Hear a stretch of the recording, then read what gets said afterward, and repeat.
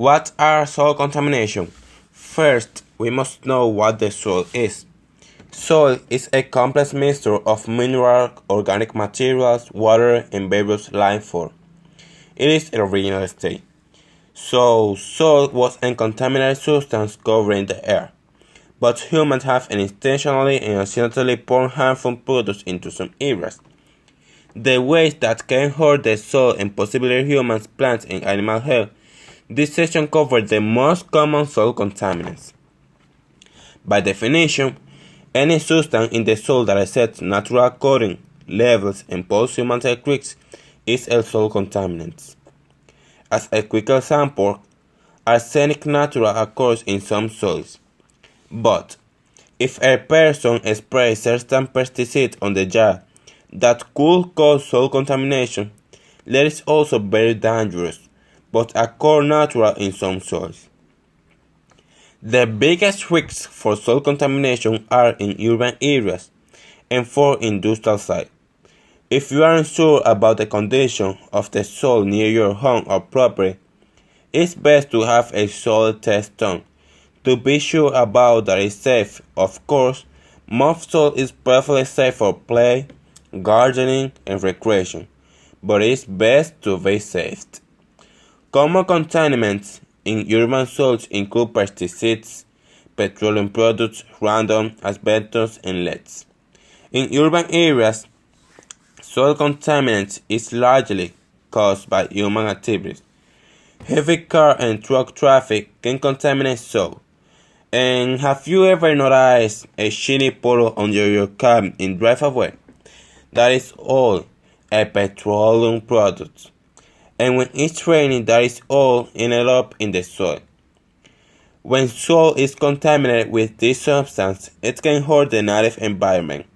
Many of these substances are just as toxic to plants as they are in humans. In addition, since soil is the air-killing contaminant, can trickle through the soil that gets our waves and water supply. And you can see why soil contamination is used as an environment topic. Okay, so my name is Kenneth Rock, and today I'm going to talk about the different types of contamination. The first one is the chemical contamination. So it refers to the addition or appearance of chemical substances in appropriate places, including the workplace, home, food, and environment. It can also mean that the chemicals present are normally there or should be found there, but they are present at a higher concentration than usual or at a concentration that is considered to be unhealthy. So these chemical substances may sometimes pose little danger, but in other instances can lead to acute, sudden, or severe poisoning, or in chronic long-term cases, it can damage organs or even lead to cancer. So the second one is the environmental contamination. In environmental chemistry, the term contamination is, in some cases, virtually equivalent to pollution, where the main interest is the harm done on a large scale to humans, organisms, or environments. An environmental contaminant may be chemical in nature, though it may also be a biological, for example, pathogenic bacteria, virus, invasive species, or a physical energy agent. In the environmental contamination, we can also find the agricultural contamination. So this sort of contamination can result in the desertification of a farming. It can at times be difficult to control and necessitate mechanism for compensating farmers where there has been contamination. And we are going to talk about also of the radioactive contamination, also called the radiological contamination. So this is basically the deposition of or presence of radioactive substances on surfaces or within solids, liquids, or gases, including the human body, where their presence is unintended or undesirable. So the radioactive contamination can be due to a variety of causes. It may occur due to release of radioactive gases, liquids, or particles. And the last one is the interplanetary contamination. So the interplanetary contamination occurs when a planetary body is biologically contaminated by space probe or spacecraft, either deliberately or unintentionally. So this can work both on arrival to the foreign planetary body and upon return to Earth.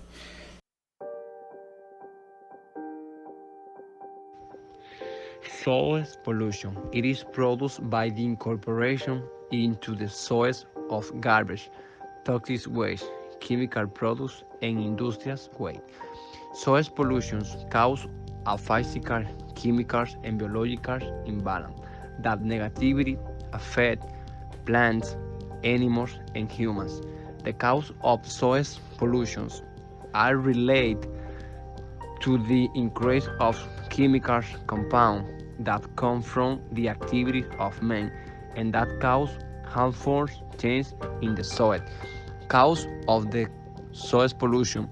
Soil pollution is mostly caused by mindless human activity such as industrial waste.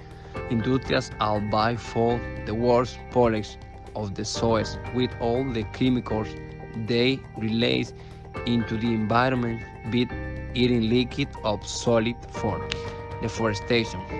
Clearing of trees leaves soils exposed to the elements so they are easily carried away by soil erosion. This leaves land barren and incapable of supporting vegetation. Excess use of fertilizers and pesticides. The increases demand for food has forced farmers to use fertilizers and pesticides that release nagging but toxin into the soil, killing used for microorganisms that are important in plant growth. Garbage pollution. Garbage that cannot be reclaimed is disposed of carelessly, and this is not only an eyesore but polish the land. Some of these waste can literally take dozens of years to decompose. And also, these are also 5 countries where there is soil pollution, such as United States, Mexico, Japan, China, and Russia.